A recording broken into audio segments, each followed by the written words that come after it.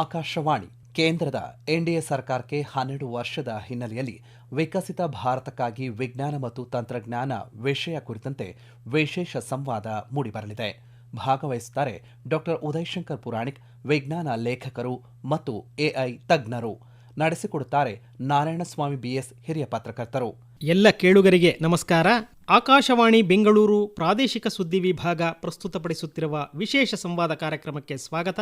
ಕೇಂದ್ರದ ಎನ್ಡಿಎ ಸರ್ಕಾರಕ್ಕೆ 12 ವರ್ಷ ಪೂರ್ಣಗೊಂಡಿರುವ ಹಿನ್ನೆಲೆಯಲ್ಲಿ ವಿಕಸಿತ ಭಾರತಕ್ಕಾಗಿ ವಿಜ್ಞಾನ ಮತ್ತು ತಂತ್ರಜ್ಞಾನದ ಕೊಡುಗೆ ವಿಷಯ ಕುರಿತಂತೆ ಇಂದಿನ ಸಂವಾದದಲ್ಲಿ ನಮ್ಮೊಂದಿಗೆ ವಿಜ್ಞಾನ ಲೇಖಕರು, ಎಐ ತಜ್ಞರು, ಟೆಕ್ಸಾಸ್ ಖಾಸಗಿ ಸಂಸ್ಥೆಯೊಂದರ ವಿಜ್ಞಾನಿಗಳು ಆದ ಡಾಕ್ಟರ್ ಉದಯಶಂಕರ್ ಪುರಾಣಿಕ್ ಅವರಿದ್ದಾರೆ.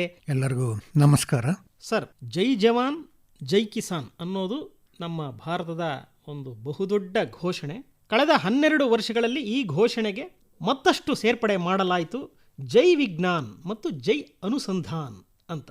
ಈ ಒಂದು ಘೋಷಣೆಯಲ್ಲಿಯೇ ನಾವು ವಿಜ್ಞಾನ, ತಂತ್ರಜ್ಞಾನ ಮತ್ತು ಸಂಶೋಧನೆಗೆ ಕೇಂದ್ರ ಸರ್ಕಾರ ಎಷ್ಟು ಆದ್ಯತೆಯನ್ನು ಕೊಟ್ಟಿದೆ ಅನ್ನುವುದರ ಒಂದು ಉಲ್ಲೇಖವನ್ನ ಈ ಸಂದರ್ಭದಲ್ಲಿ ನಾವು ಮಾಡಬಹುದು. ಅನುಸಂಧಾನ್ ನ್ಯಾಷನಲ್ ರಿಸರ್ಚ್ ಫೌಂಡೇಶನ್ ಮೂಲಕ ಅಕಾಡೆಮಿ ಮತ್ತು ಇಂಡಸ್ಟ್ರಿ ಇವುಗಳ ನಡುವೆ ಏನೊಂದು ಅಂತರ ಇತ್ತು, ಇದನ್ನು ಕಡಿಮೆ ಮಾಡೋದಕ್ಕೆ ತುಂಬ ವ್ಯಾಪಕವಾದ ಒಂದು ಪ್ರಯತ್ನಗಳನ್ನು ಮಾಡಲಾಗಿದೆ.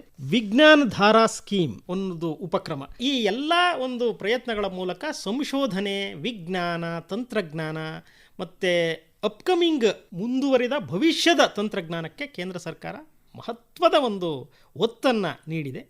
ಇದ್ರ ಬಗ್ಗೆ ತಾವು ವಿವರ ಕೊಡಬಹುದಾ ಅಂತ. ಮೊದಲು ಅದಿದ್ದು ಜೈ ಜವಾನ್ ಜೈ ಕಿಸಾನ್ ಅಂತ ಹೇಳಿ ಅಟಲ್ ವಾಜಪೇಯಿ ಅವರು ಅದಕ್ಕೆ ಜೈ ವಿಜ್ಞಾನ್ ಅಂತ ಸೇರಿಸಿದ್ರು. ಈಗ ಮೋದಿಜಿಯವರು ಜೈ ಅನುಸಂಧಾನ ಅಂತ ಸೇರಿಸಿದ್ದಾರೆ. ನನ್ನ ಪ್ರಕಾರ ಇವು 4 ನಮ್ಮ ದೇಶದ ಆಧಾರ ಸ್ತಂಭಗಳಾಗುತ್ತೆ. ರೈತರು ಇದ್ದಾರೆ, ಸೈನಿಕರು ಇದ್ದಾರೆ, ಅದೇ ರೀತಿ ವಿಜ್ಞಾನಿಗಳು ಮತ್ತು ಸಂಶೋಧಕರು. ಸಂಶೋಧನೆ ಅಂತವೆ ಅನುಸಂಧಾನ ಅಂತ ಅಂದರೆ. ಸೊ ನೀವಾಗಲೇ ಹೇಳಿದ್ರೆ ಈ ಅನುಸಂಧಾನ್ ನ್ಯಾಷನಲ್ ರಿಸರ್ಚ್ ಫೌಂಡೇಶನ್ ಇದು ಯಾತಕ್ಕೆ ಬಂತು ಅಂತ ಸ್ವಲ್ಪ ಅರ್ಥ ಮಾಡ್ಕೊಳ್ಳೋಣ. ಹಿಂದೆನೂ ಕೂಡ ಸಂಶೋಧನೆ ನಡೀತಿತ್ತು ನಮ್ಮ ದೇಶದಲ್ಲಿ, ಇಲ್ಲ ಅಂತಲ್ಲ.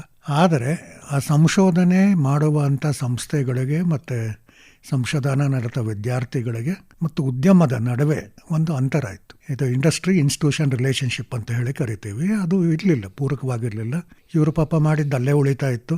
ಅವರು ನಮ್ಮ ನಿರೀಕ್ಷೆಗೆ ತಕ್ಕಂಥದ್ದೇನೋ ಆಗ್ತಾ ಇಲ್ಲ ಅಂತ ಬೇರೆ ದೇಶಗಳನ್ನು ನೋಡುವಂಥ ಪ್ರವೃತ್ತಿ ಹೆಚ್ಚಾಗ್ತಾ ಇತ್ತು. ಇದು ತಪ್ಪಬೇಕು. ಎಲ್ಲರೂ ಒಂದೇ ಕಡೆ ಬರಬೇಕು. ಮತ್ತು ವಿಶೇಷವಾಗಿ ಹೊಸ ಸಂಶೋಧಕರು ಏನಿದ್ದಾರೆ, ಅಂದರೆ ಸಂಶೋಧನೆ ಮಾಡ್ತಾ ಇರೋ ವಿದ್ಯಾರ್ಥಿ ಬರೀ ಸಂಶೋಧನೆ ಅಷ್ಟೇ ಅಲ್ಲ, ಆ ಸಂಶೋಧನೆನ ಆತ ಏನಾರು ಒಂದು ನವೋದ್ಯಮ ಆಗಿ ಕೂಡ ಸ್ಥಾಪನೆ ಮಾಡಲಿಕ್ಕೆ ಏನು ಆರ್ಥಿಕ ನೆರವು ಬೇಕಾಗ್ಬೋದು, ಅದಕ್ಕೆ ಮಾರ್ಗದರ್ಶನ ಬೇಕಾಗ್ಬೋದು, ಅದಕ್ಕೆ ಸೌಲಭ್ಯಗಳು ಬೇಕಾಗ್ಬೋದು. ಇದೆಲ್ಲವನ್ನೂ ಕೂಡ ಈ ಒಂದು ಯೋಜನೆಯಲ್ಲಿ, ನೀವು ಹೇಳಿದ್ರಲ್ಲ ANRF ಯೋಜನೆಯಲ್ಲಿ ಕೊಡಬೇಕು ಹಾಗೆ ಅಂತ ಹೇಳಿ ಆ ಕೇಂದ್ರ ಸರ್ಕಾರ ಇದನ್ನ ಅನುಷ್ಠಾನಕ್ಕೆ ತಂದಿದೆ. ಸುಮಾರು 6 ವರ್ಷಗಳಲ್ಲಿ ಇದಕ್ಕೆ 1 ಲಕ್ಷ ಕೋಟಿ ರೂಪಾಯಿಗಳನ್ನು ಖರ್ಚು ಮಾಡಬೇಕು ಹಾಗೆ ಅಂತ ಅಂದ್ಕೊಂಡಿದ್ದಾರೆ. ಇಲ್ಲಿ ಶ್ರೋತೃಗಳ ಗಮನಕ್ಕೆ ಈ ಒಂದು ಯೋಜನೆಯ ಕೆಲವು ಮುಖ್ಯ ಅಂಶಗಳನ್ನು ನಾನು ವಿವರಿಸಲಿಕ್ಕೆ ಇಷ್ಟಪಡ್ತೀನಿ.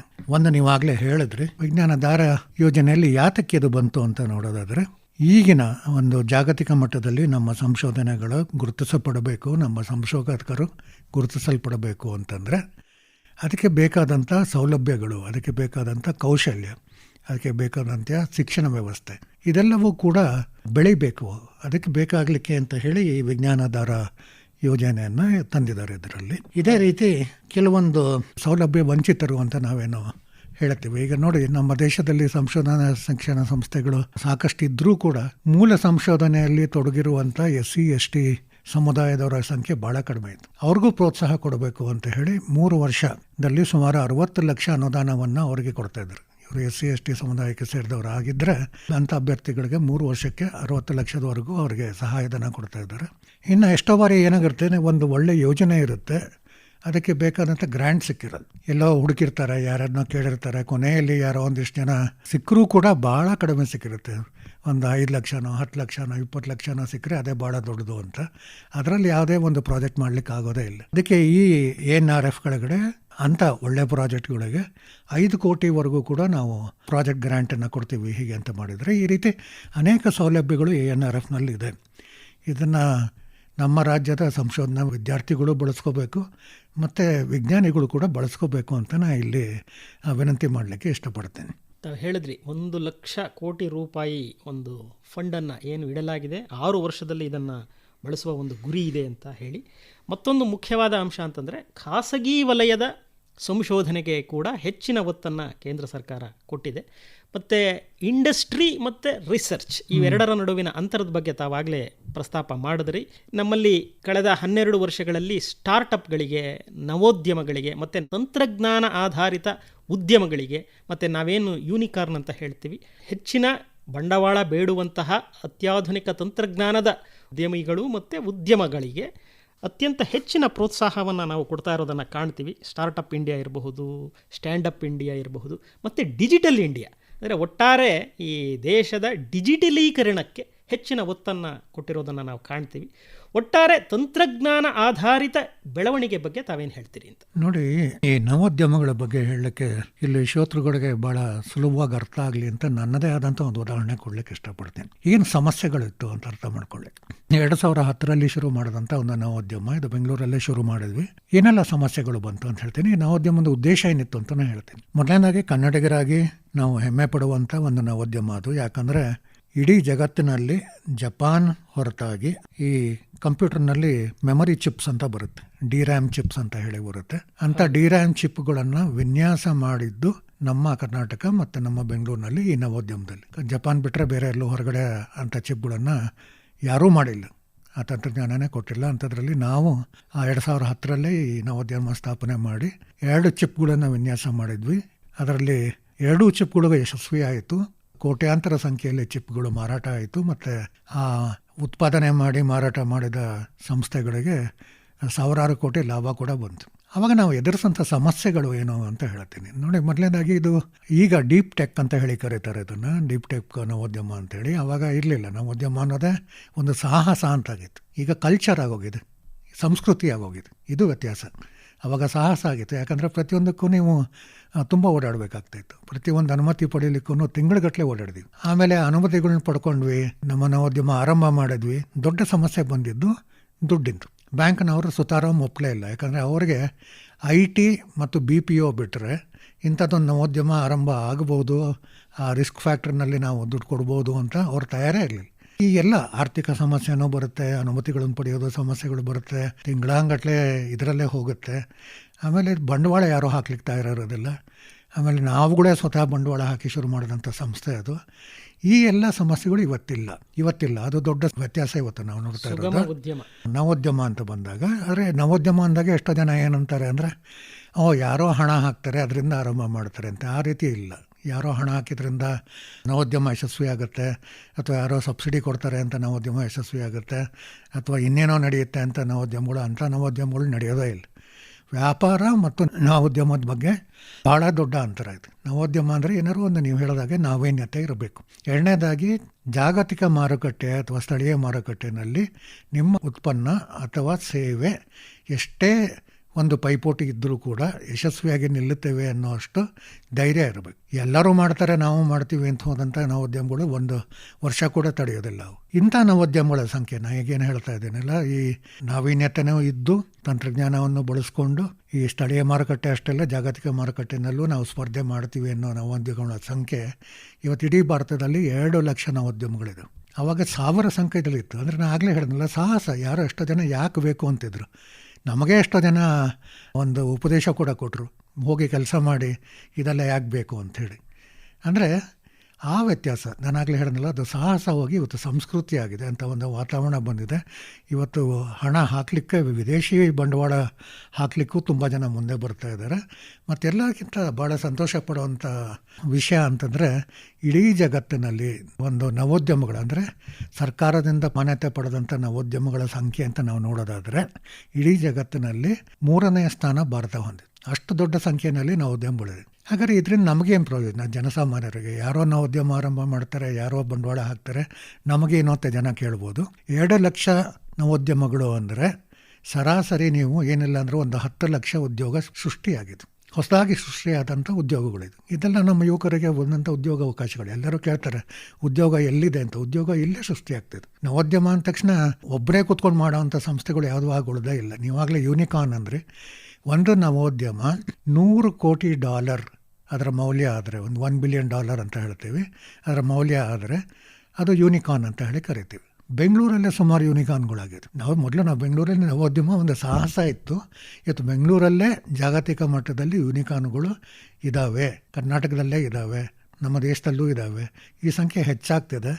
ಮತ್ತು ನವೋದ್ಯಮಗಳು ಬೆಳೆದ ಹಾಗೆಲ್ಲ ಇನ್ನೂ ಉದ್ಯೋಗ ಅವಕಾಶಗಳು ಜಾಸ್ತಿ ಆಗ್ತಾ ಹೋಗುತ್ತೆ. ಇದಕ್ಕೆ ಬೇಕಾದಂಥ ಒಂದು ವ್ಯವಸ್ಥೆ ಅಂದರೆ ಆರ್ಥಿಕ ಸಹಾಯ ನೋಡೋದಾಗಲಿ, ಅದಕ್ಕೆ ಬಂಡವಾಳ ಹೂಡಿಕೆ ಆಗಿರ್ಬೋದಾಗಲಿ, ಮಾರ್ಗದರ್ಶಕರುಗಳನ್ನಾಗಲಿ, ಕೌಶಲ್ಯ ಆಗಲಿ, ಮಾರುಕಟ್ಟೆ ವ್ಯವಸ್ಥೆ ಆಗಲಿ, ಇದೆಲ್ಲವನ್ನು ಕೂಡ ಭಾರತ ಸರ್ಕಾರ ಇವತ್ತು ಒದಗಿಸ್ತಾ ಇರೋದರಿಂದ ಸಾಹಸ ಹೋಗಿ ಇದು ಸಂಸ್ಕೃತಿ ಆಗಿತ್ತು. ಈ ತಂತ್ರಜ್ಞಾನ ವಿಷಯಕ್ಕೆ ಬರೋದಾದರೆ, ಕೆಲವು ವರ್ಷಗಳ ಹಿಂದೆ ಇಡೀ ಜಗತ್ತು ಏನು ಒಂದು ಸಂಕಷ್ಟವನ್ನು ಎದುರಿಸ್ತು ಕೋವಿಡ್ ಸಂದರ್ಭದಲ್ಲಿ, ಅಂತಹ ಸಂದರ್ಭದಲ್ಲಿ ಭಾರತ ದೇಶೀಯವಾಗಿ ಲಸಿಕೆಗಳನ್ನು ಅಭಿವೃದ್ಧಿಪಡಿಸಿ ಒಂದು ದೊಡ್ಡ ಸಂಕಷ್ಟಕ್ಕೆ ಪರಿಹಾರ ಕಂಡುಕೊಂಡಿದ್ದಷ್ಟೇ ಅಲ್ಲದೆ ತಂತ್ರಜ್ಞಾನವನ್ನು ಉಪಯೋಗಿಸಿ ಅದರ ಸಮರ್ಪಕ ವಿತರಣೆಯನ್ನು ಮಾಡಿತು.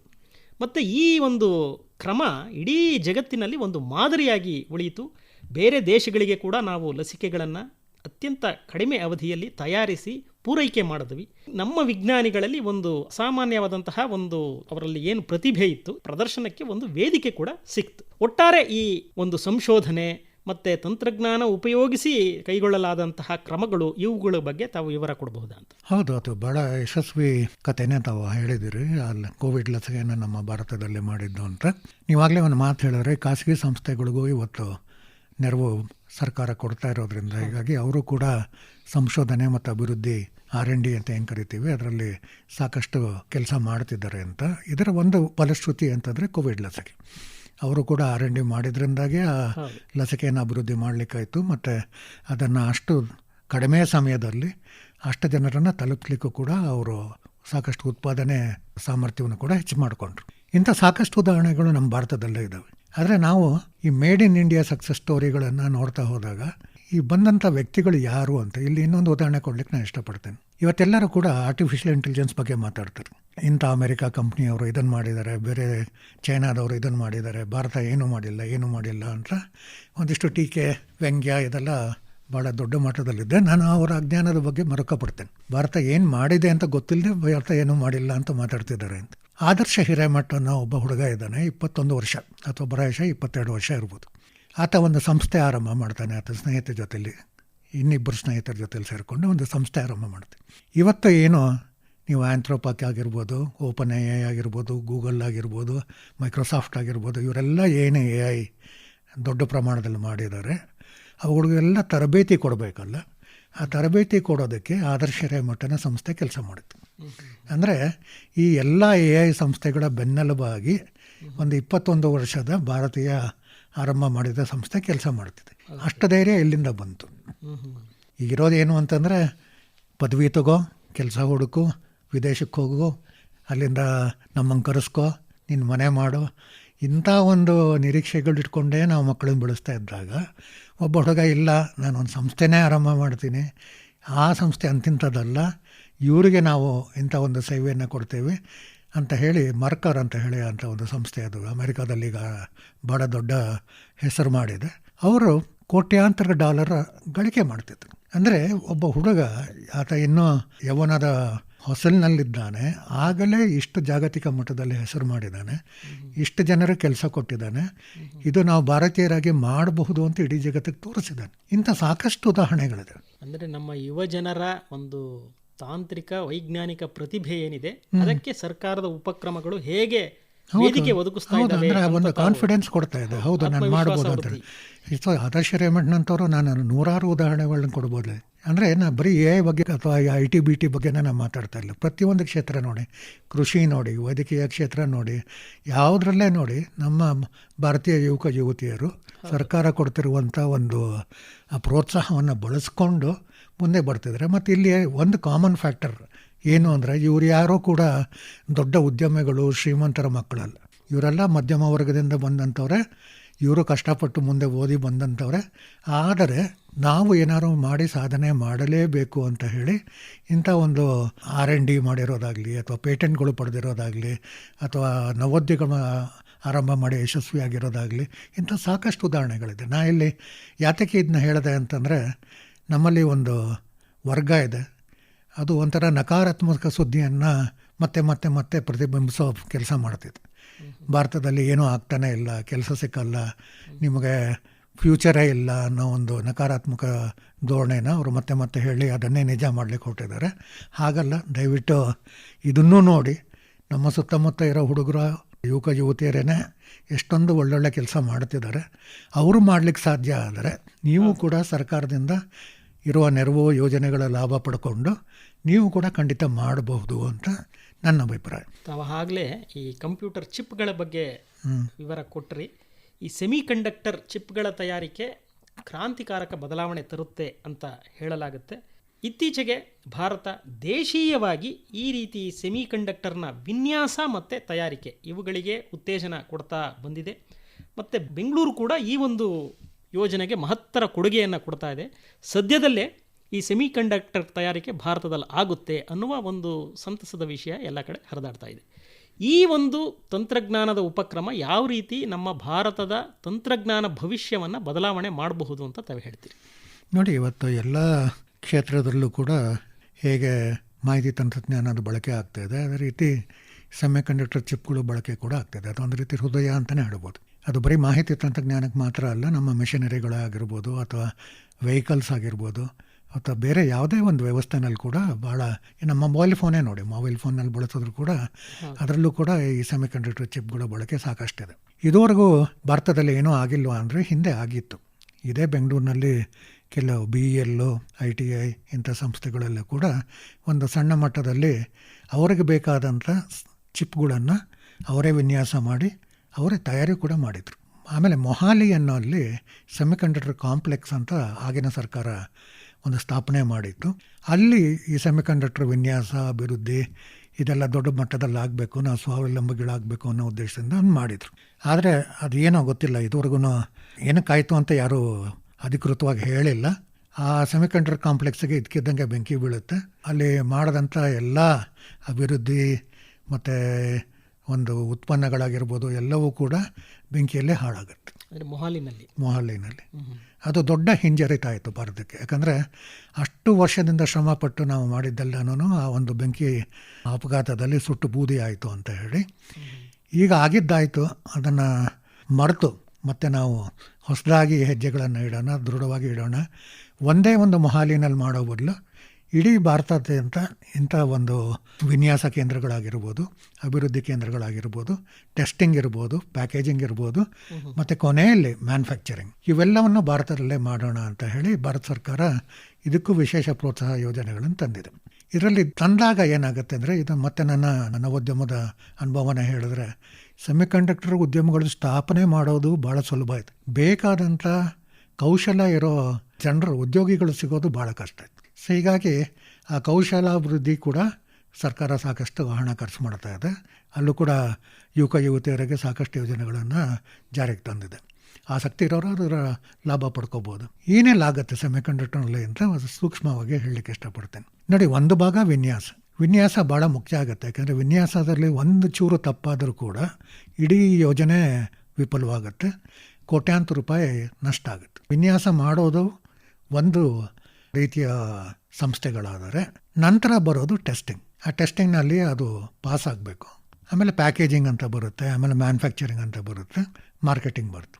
ಇದುವರೆಗೂ ನಮ್ಮಲ್ಲಿ ಈ ಮ್ಯಾನುಫ್ಯಾಕ್ಚರಿಂಗಿಗೆ ಬೇಕಾದಂಥ ಸೌಲಭ್ಯಗಳು ಇರಲಿಲ್ಲ.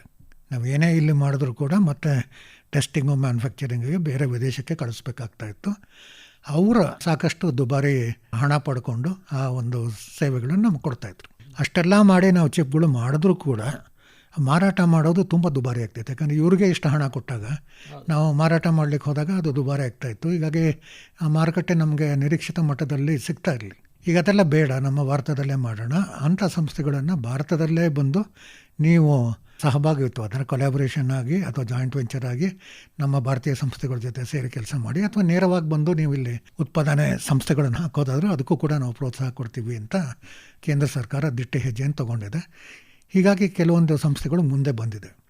ಈಗ ಒಂದು ಉದಾಹರಣೆ ಅಂದರೆ, ನಮ್ಮಲ್ಲಿ ಮೊಬೈಲ್ ಫೋನ್ಗಳ ತಯಾರಿಕೆ ಅತಿ ಹೆಚ್ಚಿನ ಸಂಖ್ಯೆಯಲ್ಲಿ ಆಗ್ತಿದೆ. ಅದಕ್ಕೆ ಬೇಕಾದಂಥ ಪರಿಕರಗಳು ಕೂಡ ಹೆಚ್ಚಿನ ಸಂಖ್ಯೆಯಲ್ಲಿ ಭಾರತದಲ್ಲೇ ಆಗ್ತಾಯಿದೆ. ಹಾಗೆ ಡಿಫೆನ್ಸ್ಗೆ ಬೇಕಾದಂಥ ಅನೇಕ ಉತ್ಪನ್ನಗಳು ಕೂಡ ಇವತ್ತು ಭಾರತದಲ್ಲೇ ಉತ್ಪಾದನೆ ಆಗ್ತಿದೆ. ಹೀಗೆ ಈ ಮೇಕ್ ಇನ್ ಇಂಡಿಯಾದಲ್ಲಿ ಸೆಮಿಕಂಡಕ್ಟರ್ಗೂ ಕೂಡ ಭಾಳ ಒತ್ತು ಕೊಡ್ತಾ ಇದ್ದಾರೆ. ಆದರೆ ನಮಗೆ ಗೊತ್ತಿದೆ, ನಾವು ಈಗಷ್ಟೇ ಮತ್ತೆ ಒಂದು ದೊಡ್ಡ ಮಟ್ಟದಲ್ಲಿ ಅದನ್ನು ಆರಂಭ ಮಾಡ್ತಾ ಇದ್ದೀವಿ. ಇವತ್ತು AI ಚಿಪ್ಗಳು ಮಾಡಿಬಿಡ್ತೀರಾ ಅಂತ ಯಾರು ಕೇಳಿದ್ರೆ ಇಲ್ಲ, AI ಚಿಪ್ಗಳನ್ನು ಮಾಡೋ ಹಂತದಲ್ಲಿ ನಾವು ಇಲ್ಲ. ಆದರೆ ನಮ್ಮ ಟಿ ವಿಗಾಯಿತು, ರೇಡಿಯೋಗಾಯಿತು, ವಾಚ್ಗಾಯಿತು, ಆಟೋಮೊಬೈಲ್ಗಾಯಿತು, ಅಥವಾ ಬೇರೆ ಯಾವುದಕ್ಕೆ ಆಗಲಿ, ನಾವೇನು ವಿದೇಶದಿಂದ ತರಿಸ್ಕೊತಿದ್ವಲ್ಲ, ಆ ಚಿಪ್ಗಳನ್ನು ನಾವು ಇವತ್ತು ಭಾರತದಲ್ಲೇ ಮಾಡ್ತಿದ್ದೀವಿ, ಮಾಡಲೂಬಹುದು. ಆ ಒಂದು ಸಾಮರ್ಥ್ಯ ನಾವು ಬೆಳೆಸ್ಕೊಂಡಿದ್ದೀವಿ. ಮುಂದೆ ಇನ್ನೂ ತಂತ್ರಜ್ಞಾನ ಅದರಲ್ಲಿ ಹೆಚ್ಚಾದಾಗ ನಾವು ಇಲ್ಲಿ ಮಾಡದ ಚಿಪ್ಗಳನ್ನು ಬೇರೆಯವರು ನಮ್ಮಿಂದ ಕೊಂಡ್ಕೊಳ್ತಾರೆ. ಇಲ್ಲಿ ನಾನು ಏನು ಹೇಳಲಿಕ್ಕೆ ಇಷ್ಟಪಡ್ತಾ ಇದ್ದೇನೆ ಅಂದರೆ, ನಾವು ಒಂದು ಮಾರುಕಟ್ಟೆ ಆಗಿದ್ವಿ. ಯಾರೋ ತಂದಿದ್ದನ್ನು ಇಲ್ಲಿ ಮಾರಾಟ ಮಾಡಿ ಲಾಭ ಮಾಡ್ಕೊಂಡು ಹೋಗ್ತಿದ್ರು. ಈಗ ನಾವು ಮಾರುಕಟ್ಟೆ ಅಲ್ಲ, ನಾವು ಜಾಗತಿಕ ಮಾರುಕಟ್ಟೆಯಲ್ಲಿ ನಮ್ಮ ಉತ್ಪನ್ನ ಮತ್ತು ಸೇವೆಗಳನ್ನು ಕೊಡೋ ಮಟ್ಟಕ್ಕೆ ಬಂದಿದ್ದೀವಿ. ಭಾರತ 140 ಕೋಟಿ ಜನಸಂಖ್ಯೆ ಇರುವಂತಹ ಬೃಹತ್ ದೇಶ. ಇದು ದೊಡ್ಡ ಮಾರುಕಟ್ಟೆ ಜಗತ್ತಿನಲ್ಲಿ. ಈಗ ನಮ್ಮ ಆಂತರಿಕ ಬೇಡಿಕೆ ಜೊತೆಗೆ ವಿದೇಶಕ್ಕೆ ಕೂಡ ನಾವು ಪೂರೈಸುವ ಒಂದು ಹಂತ ತಲುಪಿದ್ದೀವಿ ಅಂತ ತಾವು ಹೇಳ್ತೀರಿ. ಇನ್ನು ನಾವು ಹಣಕಾಸು ತಂತ್ರಜ್ಞಾನ ಅಥವಾ ಈ ಫಿನ್ಟೆಕ್ ಅಂತ ಏನು ಹೇಳ್ತೀವಿ, ಅದರಲ್ಲಿ ನಮ್ಮ ಭಾರತೀಯ ಒಂದು ಗೇಟ್ವೇ ಏನಿದೆ UPI ಒಂದು ದೊಡ್ಡ ಕ್ರಾಂತಿಕಾರಕ ಹೆಜ್ಜೆಯನ್ನು ಇಟ್ಟಿದೆ. ಜಗತ್ತಿನಲ್ಲಿ ಈಗ ನಡೀತಾ ಇರುವಂತಹ ಡಿಜಿಟಲ್ ಹಣಕಾಸು ವಹಿವಾಟಿನಲ್ಲಿ 50% ಹೆಚ್ಚು ಭಾರತದಲ್ಲಿ ಆಗ್ತಾ ಇದೆ. ಅತ್ಯಂತ ವಿಶ್ವಾಸಾರ್ಹ ಹಣಕಾಸು ವರ್ಗಾವಣೆ ಗೇಟ್ವೇ ಆಗಿ UPI ಹೊರಹೊಮ್ಮಿದೆ. ಭಾರತದ ಜೊತೆಗೆ ಆಗ್ನೇಯ ಏಷ್ಯಾ ಇರಬಹುದು, ಈಗ ಇತ್ತೀಚೆಗೆ ಯುರೋಪ್ನಲ್ಲಿ ಕೂಡ ಇದು ಅಕ್ಸೆಪ್ಟ್ ಆಗಿದೆ. ಒಟ್ಟಾರೆ ಈ ಒಂದು UPI ಒಂದು ಸ್ಥಾಪನೆ ಮಾಡ್ತಲ್ಲ, ನಾವು ಒಂದು ಹೇಳಿಕೆಯನ್ನು ಇಲ್ಲಿ ಉಲ್ಲೇಖಿಸಬಹುದು. ಮಾಜಿ ಹಣಕಾಸು ಸಚಿವರೊಬ್ಬರು ಈ ಯೋಜನೆ ಬಂದಾಗ ಹೇಳಿದ್ರು, ಎಲ್ಲಾದರೂ ಭಾರತದಲ್ಲಿ ಸಾಧ್ಯವಾ, ಹೂ ಮಾರೋರಿದ್ದಾರೆ, ಗಾಡಿಯಲ್ಲಿ ಬೀದಿ ಬದಿಯಲ್ಲಿ ವ್ಯಾಪಾರ ಮಾಡೋರಿದ್ದಾರೆ, ಇವರೆಲ್ಲರೂ ಕೂಡ ಈ ರೀತಿ ಡಿಜಿಟಲ್ ಹಣಕಾಸು ವಹಿವಾಟನ್ನು ಮಾಡೋದಕ್ಕೆ ಸಾಧ್ಯವೇ ಅಂತ ಅವರು ಆಗ ಒಂದು ವ್ಯಂಗ್ಯವಾಗಿ ಕೇಳಿದ್ರು. ಆದರೆ ಈಗ ಏನು ಬದಲಾವಣೆ ಆಗಿದೆ ನಾವು ನಮ್ಮ ಕಣ್ಣು ಮುಂದೆನೇ ನೋಡ್ತಾ ಇದ್ದೇವೆ. ಒಟ್ಟಾರೆ ಈ ಫಿನ್ಟೆಕ್ ತಂತ್ರಜ್ಞಾನ, ಹಣಕಾಸು ತಂತ್ರಜ್ಞಾನ UPI ಇದು ಎಷ್ಟು ಮಹತ್ವದ್ದು ಅಂತ ತಾವು ಹೇಳ್ತೀರಿ? ನೋಡಿ, ಮೊದಲನೇದಾಗಿ ಜನಸಾಮಾನ್ಯರು ಯಾಕೆ ಒಪ್ಕೊಂಡ್ರು ಅಂತ. ಯಾಕಂದರೆ ಸುಮ್ಮನೆ ಸರ್ಕಾರ ಹೇಳಿದೆ ಅಂತ ಯಾರೂ ಬಳಸಲ್ಲ. ನೀವಾಗಲೇ ಹೇಳೋದಾಗೆ ಇದು ಭಾಳ ಸರಳವಾಗಿದೆ, ಆಮೇಲೆ ಭಾಳ ಅನುಕೂಲತೆಗಳಿದ್ದಾವೆ. ಅನುಕೂಲತೆಗಳಿದ್ದಾವೆ ಮತ್ತು ವಿಶ್ವಾಸಾರ್ಹವಾಗಿದೆ. ಇದಕ್ಕೇನು ಹೊಸದಾಗಿ ಏನೋ ಕಲಿಬೇಕಾಗಿಲ್ಲ, ಭಾಳ ಸುಲಭವಾಗಿ ಬಳಸ್ಬೋದು. ಎರಡನೇದು, ಜನಸಾಮಾನ್ಯರಿಗೆ ಸಾಮಾನ್ಯವಾಗಿ ಎದುರಿಸ್ತಾ ಇದ್ದಂಥ ಚಿಲ್ಲರೆ ಸಮಸ್ಯೆ ದೂರ ಆಯಿತು, ಕೋಟಾ ನೋಟುಗಳ ಸಮಸ್ಯೆ ದೂರ ಆಯಿತು. ಇವತ್ತು ಅವರ ಹಣ ಸುರಕ್ಷಿತ ಆಗಿದೆ. ಅವರು ಎಷ್ಟೇ ಪೈಸೆನಲ್ಲಾಗಲಿ ರೂಪಾಯಿನಲ್ಲಾಗಲಿ ಏನೇ ಹಣ ಸಂದಾಯ ಮಾಡಿದ್ರು ಆ ಕ್ಷಣದಲ್ಲೇ ಅವ್ರ ಮುಂದೆನೇ ಸಂದಾಯ ಆಗಿದೆ ಅಂತ ಸ್ವೀಕೃತಿ ಬರುತ್ತೆ. ಮತ್ತು ವ್ಯಾಪಾರಿಗೂ ಅದರ ಬಗ್ಗೆ ಚಿಂತೆ ಇಲ್ಲ, ಇವರು ನಾಳೆ ಕೊಡ್ತಾರೋ ಇಲ್ವೋ, ಅಥವಾ ಇವರು ಕೊಟ್ಟ ಹಣ ನಕಲಿನೋ ಅಸಲಿನೋ, ಅಥವಾ ಮತ್ತೆ ಚೆಕ್ ಕೊಟ್ಟು ಹೋದರೆ ಅದು ಬೌನ್ಸ್ ಆದರೆ ಏನು ಮಾಡೋದು, ಇಂಥ ಯಾವುದೇ ಸಮಸ್ಯೆಗಳು ವ್ಯವಹಾರಗಳ ನಡುವೆ ಕೂಡ ಇದು ಒಂದು ಗಟ್ಟಿ ಸಂಬಂಧ ಉಂಟು ಮಾಡಿದೆ. ಮತ್ತು ಗ್ರಾಹಕ ಮತ್ತು ವ್ಯಾಪಾರದ ನಡುವೆ ಕೂಡ ಒಂದು ಗಟ್ಟಿ ಸಂಬಂಧ ಉಂಟು ಮಾಡಿದೆ. ಇದರ ಸರಳತೆ ಮತ್ತು ಇದರ ಒಂದು ವ್ಯಾಪಕ ಬಳಕೆ ಮತ್ತು ಸುರಕ್ಷತೆ ಇವುಗಳನ್ನು ನೋಡಿ ಇವತ್ತು ಸುಮಾರು 8 ದೇಶಗಳಲ್ಲಿ, ಸಾಮಾನ್ಯವಾಗಿ ವಿದೇಶಕ್ಕೆ ಹೋದಾಗ ನಾನು ಸುಮಾರು 150 ದೇಶಗಳಿಗೆ ಹೋಗಿದ್ದೀನಿ.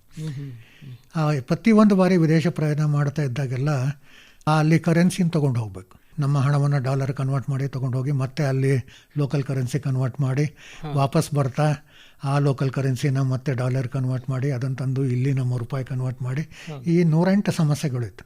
ಇವತ್ತು ನೋಡಿ 8 ದೇಶಗಳಲ್ಲಿ ಭಾಳ ಮುಕ್ತವಾಗಿ ಹೇಳಿದ್ದಾರೆ, ನೀವು ಡಾಲರ್ಗೆಲ್ಲ ತರಬೇಕಾಗಿಲ್ಲ, ನಮ್ಮ ಲೋಕಲ್ ಕರೆನ್ಸಿನೂ ಬೇಕಾಗಿಲ್ಲ, ನೀವು ನೇರವಾಗಿ ಬಂದು ನಿಮ್ಮ UPIನೇ ಬಳಸಿ ಅಂತ ಹೇಳಿದ್ದಾರೆ. ಅಂದರೆ ಯಾವ ಒಂದು ವಿದೇಶಿ ಕರೆನ್ಸಿ ಡಾಲರ್ ಅಥವಾ ಯೆನ್ ಅಥವಾ ಪೌಂಡ್ಗೆ ಏನು ಮಾನ್ಯತೆ ಕೊಡ್ತಾಯಿದ್ರು, ಅದೇ ರೀತಿ ನಮ್ಮ UPI ಕೂಡ ಅವರು ಒಪ್ಕೊಂಡಿದ್ದಾರೆ.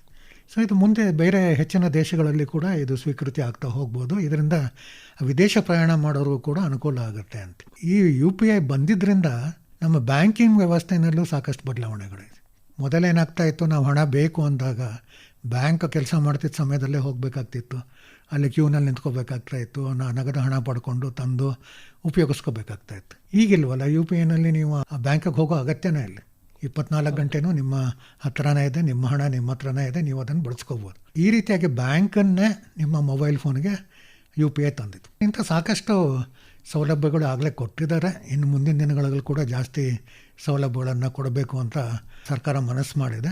ನೀವಾಗಲೇ ಹೇಳ್ದಂಗೆ ಇದು ಒಂದು ದೊಡ್ಡ ಕ್ರಾಂತಿನೇ ಭಾರತದ ಮಟ್ಟಕ್ಕೆ ಅಷ್ಟೇ ಅಲ್ಲ, ವಿಶ್ವ ಮಟ್ಟದಲ್ಲೂ ಕೂಡ. ಯಾಕಂದರೆ ಬೇರೆ ಯಾವುದೇ ದೇಶ ಕೂಡ ಇಷ್ಟು ಸರಳವಾಗಿ ಇಷ್ಟು ಕಡಿಮೆ ಖರ್ಚದಲ್ಲಿ ಮತ್ತು ಇಷ್ಟೆಲ್ಲ ಸೌಲಭ್ಯಗಳಿರೋ ವ್ಯವಸ್ಥೆನ ಅವರ ದೇಶದಲ್ಲಿ ಕೂಡ ಅನುಷ್ಠಾನ ಮಾಡೋಕ್ಕಾಗಿಲ್ಲ. ನಾವು ಯಾವಾಗಲೂ ತಂತ್ರಜ್ಞಾನ ಅಂದರೆ ಜಪಾನ್ ಅಂತೀವಿ. ಜಪಾನ್ನಲ್ಲೂ ಕೂಡ ಇವತ್ತು ನಗದು ಚಲಾವಣೆನೇ ಇರೋದು, UPI ಇಲ್ಲ. ಅವರು ಆಸಕ್ತಿ ಈಗ ತೋರಿಸ್ತಾ ಇದ್ದಾರೆ, ಇದು ನೀವು ಹೇಗೆ ಮಾಡಿದ್ರಿ ನಾವು ಮಾಡ್ತೀವಿ. ಈ ವಿಚಾರದಲ್ಲಿ ಭಾರತದ UPI ತುಂಬ ಮಹತ್ವದ ಹೆಜ್ಜೆ ಅಂತ ತಾವು ಹೇಳ್ತೀರಿ. ಇನ್ನು ನಾವೀಗ ಜೈವಿಕ ತಂತ್ರಜ್ಞಾನ ವಿಷಯಕ್ಕೆ ಬರೋದಾದರೆ ಇದು ತುಂಬ ಮುಖ್ಯವಾದ ವಲಯ. ಇದು ಕಳೆದ 12 ವರ್ಷಗಳ ಸಾಧನೆಯನ್ನು ನಾವು ಗಮನಿಸೋದಾದರೆ 2014ಕ್ಕೆ ಮುನ್ನ ಜೈವಿಕ ತಂತ್ರಜ್ಞಾನದ ಆರ್ಥಿಕತೆಯ ಗಾತ್ರ $10 ಶತಕೋಟಿ ಮಾತ್ರ ಇತ್ತು. ಆದರೆ ಈಗ ಅದು $190 ಶತಕೋಟಿ ಏರಿಕೆಯಾಗಿದೆ. ಮತ್ತು ಹಲವಷ್ಟು ಉಪಕ್ರಮಗಳನ್ನು ಈ ವಲಯದಲ್ಲಿ ಕೇಂದ್ರ ಜಾರಿಗೆ ತಂದಿದೆ. ಬಯೋ E3 ಪಾಲಿಸಿಯನ್ನೇ ನಾವು ಗಮನಿಸಬಹುದು. ಒಟ್ಟಾರೆ ಈ ಜೈವಿಕ ತಂತ್ರಜ್ಞಾನ ವಲಯದಲ್ಲಿ ಆಗಿರುವ ಬದಲಾವಣೆ ಮತ್ತು ಭವಿಷ್ಯದಲ್ಲಿ ಇದು ನಮ್ಮ ವಿಕಸಿತ ಭಾರತ ಗುರಿ ಸಾಧನೆಗೆ ಯಾವ ರೀತಿ ಕೊಡುಗೆ ನೀಡಬಲ್ಲುದು ಅಂತ ತಾವು ಹೇಳ್ತೀರಿ? ಜೈವಿಕ ತಂತ್ರಜ್ಞಾನ ಕ್ಷೇತ್ರದಲ್ಲೂ ಕೂಡ ಭಾರತ ಈ 12 ವರ್ಷದಲ್ಲಿ ಭಾಳಷ್ಟು ಸಾಧನೆಯನ್ನು ಮಾಡಿದೆ. ಇದಕ್ಕೆ ಪ್ರಮುಖ ಕಾರಣ ಅಂದರೆ ನಮ್ಮ ದೇಶ ಈ ಒಂದು ಕ್ಷೇತ್ರದಲ್ಲಿ ಜಾಗತಿಕ ಮಟ್ಟದಲ್ಲಿ ಸಾಧನೆ ಮಾಡಬೇಕಾದರೆ ಏನೆಲ್ಲ ಸೌಲಭ್ಯಗಳು ಬೇಕು ಅಂತ ಉದ್ಯಮ ಪರಿಣಿತರು ಕೇಳಿದ್ರು ಅವರ ನಿರೀಕ್ಷೆಗಿಂತ ಜಾಸ್ತಿ ಸೌಲಭ್ಯಗಳನ್ನು ಭಾರತ ಸರ್ಕಾರ ಆಗಲೇ ತಾನಾಗಿ ಕೊಟ್ಟಿದ್ದು. ಇಲ್ಲಿ ಒಂದು ಉದಾಹರಣೆ ಕೊಡಬೇಕು ಅಂತಂದರೆ 12 ವರ್ಷಗಳ ಮೊದಲು ನಾನಾಗಲೇ ನವೋದ್ಯಮ ಅಂದರೆ ಸಾಹಸ ಅಂತಂದೆ, ಇಲ್ಲೂ ಅದನ್ನೇ ಬಳಸ್ತೇನೆ. ಜೈವಿಕ ತಂತ್ರಜ್ಞಾನ ಕ್ಷೇತ್ರದಲ್ಲಿ ಇದ್ದಂಥ ನವೋದ್ಯಮಗಳ ಸಂಖ್ಯೆ ಬೆರಳೆಣಿಕೆ ಅಷ್ಟು. ಆದರೆ ಇವತ್ತು ಸುಮಾರು 14,000 ನವೋದ್ಯಮಗಳು ಬರೀ ಜೈವಿಕ ತಂತ್ರಜ್ಞಾನ ಕ್ಷೇತ್ರದಲ್ಲಿ ಯಶಸ್ವಿಯಾಗಿ ಕೆಲಸ ಮಾಡ್ತಾಯಿದ್ವು. ಇದು ಒಂದಾದರೆ ಇವತ್ತು ನಾವು ಈ ಜೈವಿಕ ತಂತ್ರಜ್ಞಾನದಲ್ಲಿ ಮಾಲಿಕ್ಯುಲರ್ ಅಥವಾ ಸೆಲ್ ಲೆವೆಲ್ವರೆಗೂ ಕೂಡ ಭಾರತದಲ್ಲಿ ಕೆಲಸ ನಡೀತದೆ. ಇದರ ನೇರ ಲಾಭ ಯಾರಿಗೆ ಅಂತಂದರೆ ಕೃಷಿ ಕ್ಷೇತ್ರಕ್ಕಾಗತ್ತೆ, ಆರೋಗ್ಯ ಕ್ಷೇತ್ರಕ್ಕಾಗತ್ತೆ, ಔಷಧ ಕ್ಷೇತ್ರಕ್ಕಾಗತ್ತೆ, ತಾವಾಗಲೇ ಲಸಿಕೆ ಬಗ್ಗೆ ಮಾತಾಡಿದ್ರೆ ಅವ್ರಿಗಾಗತ್ತೆ. ಈ ರೀತಿ ಅನೇಕ ಕ್ಷೇತ್ರಗಳಲ್ಲಿ ಅಗತ್ಯ ಇರುವಂಥ ಸಂಶೋಧನೆ ಇವತ್ತು ಜೈವಿಕ ತಂತ್ರಜ್ಞಾನದಲ್ಲಿ ಭಾರತದಲ್ಲೇ ನಡೀತಾ ಇತ್ತು. ನಾವು ವಿದೇಶಿ ತಂತ್ರಜ್ಞಾನವನ್ನು ತಂದು ಇಲ್ಲಿ ಮಾಡಬೇಕು ಅನ್ನೋ ದಿನಗಳು ಪ್ರಾಯಶಃ ಕಡಿಮೆ ಆಗ್ತಾ ಹೋಗುತ್ತೆ. ನಮಗೆ ಅಗತ್ಯ ಇರುವಂಥ ಜೈವಿಕ ತಂತ್ರಜ್ಞಾನವನ್ನು ನಾವೇ ಭಾರತದಲ್ಲೇ ಅಭಿವೃದ್ಧಿ ಮಾಡಿಕೊಂಡು ಇಲ್ಲೇ ಬಳಸುವಂಥದ್ದು ಪ್ರಾಯಶಃ ವಿಕಸಿತ ಭಾರತದ ಒಂದು ಕನಸು ಅಂತ ನಾನಾದರೂ ಭಾವಿಸ್ತೇನೆ. ಮತ್ತು ಕೃಷಿ ಬಗ್ಗೆ ತಾವು ಪ್ರಸ್ತಾಪ ಮಾಡಿದ್ರಿ. ಸಂಶೋಧನೆಗಳ ಲಾಭವನ್ನು ಜನಸಾಮಾನ್ಯರಿಗೆ ತಲುಪಿಸಬೇಕು ಅನ್ನೋದು ಕೇಂದ್ರದ ಮಹತ್ವದ ಒಂದು ಪರಿಕಲ್ಪನೆ. ಕೃಷಿ ವಲಯದಲ್ಲಿ ತಂತ್ರಜ್ಞಾನದ ಬಳಕೆಯನ್ನು ತುಂಬ ವ್ಯಾಪಕಗೊಳಿಸ್ತಾ ಇರುವಂತಹ ಒಂದು ಉಪಕ್ರಮವನ್ನು ನಾವು ಕಾಣ್ತೀವಿ. ಅದು ಈ ಕೀಟನಾಶಕಗಳ ಸಿಂಪಡಣೆ ಇರಬಹುದು, ರಸಗೊಬ್ಬರ ಬಳಕೆಯಲ್ಲಿರಬಹುದು, ಮತ್ತು ಬಿತ್ತನೆಯಲ್ಲಿರಬಹುದು, ಕಟಾವಿನಲ್ಲಿರಬಹುದು. ಅಷ್ಟೇ ಅಲ್ಲದೆ ಕೃಷಿ ಉತ್ಪನ್ನಗಳ ಸಿದ್ಧ ಉತ್ಪನ್ನಗಳನ್ನು ಸಂಸ್ಕರಣೆ ಮಾಡೋದು, ನಾವೇನು ಈ ಬೇಗನೆ ಹಾಳಾಗುವಂತಹ ಪದಾರ್ಥವಾಗಿರೋದ್ರಿಂದಾಗಿ ಇವುಗಳ ಸಂಸ್ಕರಣೆ ಮಾಡಿ ಪ್ಯಾಕೇಜಿಂಗ್ ಇಂಡಸ್ಟ್ರಿನಲ್ಲಿ ಮತ್ತು ದೀರ್ಘಕಾಲದಲ್ಲಿ ಅವು ಉಳಿಯುವಂತಹ ಒಂದು ಕ್ರಮಗಳಿರಬಹುದು, ಮತ್ತು ಸಿದ್ಧ ವಸ್ತುಗಳು ಮತ್ತು ಅವುಗಳ ಮೌಲ್ಯವರ್ಧನೆ ಮಾಡಬಹುದು. ಈ ಎಲ್ಲ ಒಂದು ಹಂತಗಳಲ್ಲಿ ಕೂಡ ಕೃಷಿ ಹೊಲದಿಂದ ಮಾರುಕಟ್ಟೆಯವರೆಗೆ ಗ್ರಾಹಕರಿಗೆ ತಲುಪಿಸುವವರೆಗೆ ಏನೇನೆಲ್ಲ ಹಂತಗಳಿದ್ದಾವೆ, ಈ ಎಲ್ಲ ಹಂತಗಳಲ್ಲೂ ಕೂಡ ಸಂಶೋಧನೆಗಳು ಮತ್ತು ವಿಜ್ಞಾನದ ಬೇರೆ ಬೇರೆ ಏನು ಅನ್ವೇಷಣೆಗಳಾಗಿದ್ದಾವೆ ಇವುಗಳ ಬಳಕೆ ಮತ್ತು ತಂತ್ರಜ್ಞಾನದ ಬಳಕೆ ಇವುಗಳನ್ನು ಕೇಂದ್ರ ಸರ್ಕಾರ ತುಂಬ ವ್ಯಾಪಕವಾಗಿ ಕೈಗೊಳ್ತಾ ಇದೆ. ಈ ಕ್ರಮ ನಮ್ಮ ದೇಶದ ಕೃಷಿ ವಲಯಕ್ಕೆ ಯಾವ ರೀತಿ ಪೂರಕ ಅಂತ ತಾವು ಹೇಳ್ತೀರಿ? ಸರ್ಕಾರದ ವತಿಯಿಂದ ಸಂಸತ್ತಿನಲ್ಲಿ ಕೊಟ್ಟಿರುವ ಒಂದು ಉತ್ತರ ಉಲ್ಲೇಖ ಮಾಡಲಿಕ್ಕೆ ಇಷ್ಟಪಡ್ತೇನೆ. ಅಂಕಿಅಂಶಗಳ ಪ್ರಕಾರ ನಾವು ಜಗತ್ತಿನಲ್ಲಿ ಅತ್ಯಂತ ಹೆಚ್ಚಿನ ಸಂಖ್ಯೆಯಲ್ಲಿ ಈ ತರಕಾರಿ ಹಣ್ಣುಗಳು ಬೆಳೆಯುವಂಥ ದೇಶಗಳಲ್ಲಿ ಒಂದು. ಅದರಲ್ಲಿ ಸಚಿವರು ಕೊಟ್ಟಿರುವಂಥ ಉತ್ತರ ನೋಡಿದ್ರೆ ಎಲ್ಲರಿಗೂ ಗಾಬರಿ ಆಗುತ್ತೆ. ಪ್ರತಿ ವರ್ಷ ಸುಮಾರು 12,000 ಕೋಟಿಯಷ್ಟು ತರಕಾರಿ ಮತ್ತು ಹಣ್ಣು ಭಾರತದಲ್ಲಿ ಹಾಳಾಗ್ತಿದೆ. 12,000 ಕೋಟಿ. ಯಾಕೆ ಹಾಳಾಗ್ತಿದೆ? ನೀವಾಗಲೇ ಹೇಳಿದ್ರಿ, ಇದಕ್ಕೆ ಸರಿಯಾದಂಥ ಒಂದು ವಿಂಗಡಣೆ ಇರೋದಿಲ್ಲ, ಅಥವಾ ಸರಿಯಾದಂಥ ಒಂದು ದಾಸ್ತಾನು ವ್ಯವಸ್ಥೆ ಇರೋದಿಲ್ಲ, ಅಥವಾ ಸಾಗಾಣಿಕೆ ಸಮಯದಲ್ಲೂ ಕೂಡ ಹಾಳಾಗ್ಬೋದು. ಇದು ಒಂದು ಉದಾಹರಣೆ. ಇಲ್ಲಿಯವರೆಗೆ ವಿಕಸಿತ ಭಾರತಕ್ಕಾಗಿ ವಿಜ್ಞಾನ ಮತ್ತು ತಂತ್ರಜ್ಞಾನದ ಕೊಡುಗೆ ವಿಷಯ ಕುರಿತು ತಮ್ಮ ವಿಷಯಗಳನ್ನು ನಮ್ಮೊಂದಿಗೆ ಹಂಚಿಕೊಂಡಿದ್ದಕ್ಕಾಗಿ ಡಾಕ್ಟರ್ ಉದಯಶಂಕರ್ ಪುರಾಣಿಕ್ ಅವರಿಗೆ ಧನ್ಯವಾದಗಳನ್ನು ಸಲ್ಲಿಸ್ತೇನೆ. ನಮಸ್ಕಾರ. ಎಲ್ಲರಿಗೂ ನಮಸ್ಕಾರ. ಇದುವರೆಗೂ ಕೇಂದ್ರದ ಎನ್ಡಿಎ ಸರ್ಕಾರಕ್ಕೆ 12 ವರ್ಷದ ಹಿನ್ನೆಲೆಯಲ್ಲಿ ವಿಕಸಿತ ಭಾರತಕ್ಕಾಗಿ ವಿಜ್ಞಾನ ಮತ್ತು ತಂತ್ರಜ್ಞಾನ ವಿಷಯ ಕುರಿತಂತೆ ವಿಶೇಷ ಸಂವಾದ ಕೇಳಿದಿರಿ. ಭಾಗವಹಿಸಿದವರು ಡಾಕ್ಟರ್ ಉದಯಶಂಕರ್ ಪುರಾಣಿಕ್, ವಿಜ್ಞಾನ ಲೇಖಕರು ಮತ್ತು ಎಐ ತಜ್ಞರು. ನಡೆಸಿಕೊಟ್ಟವರು ನಾರಾಯಣಸ್ವಾಮಿ BS, ಹಿರಿಯ ಪತ್ರಕರ್ತರು. ಪ್ರಸಾರ ನಿರ್ವಹಣೆ ಚೇತನ್ CV. ಸಮಗ್ರ ನಿರ್ವಹಣೆ ಆಕಾಶವಾಣಿ ಬೆಂಗಳೂರು ಪ್ರಾದೇಶಿಕ ಸುದ್ದಿ ವಿಭಾಗದ ಸಹಾಯಕ ನಿರ್ದೇಶಕರಾದಂತಹ ಸುಹಾಸ್ ಆರ್. ಈ ಕಾರ್ಯಕ್ರಮ ಆಕಾಶವಾಣಿ ಬೆಂಗಳೂರು ಪ್ರಾದೇಶಿಕ ಸುದ್ದಿ ವಿಭಾಗದ ಕೊಡುಗೆ.